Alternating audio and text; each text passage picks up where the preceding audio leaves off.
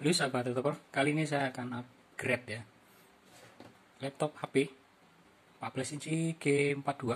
Ini Core i5 model lama ya. Jadi saya akan coba buktikan apabila dipasang SSD itu akan lebih kencang atau kencangnya cuma 50% ya.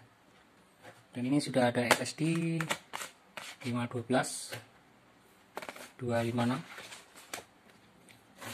sama 128. Oke, nanti kencang atau tidaknya jadi saya jelaskan di akhir video ya.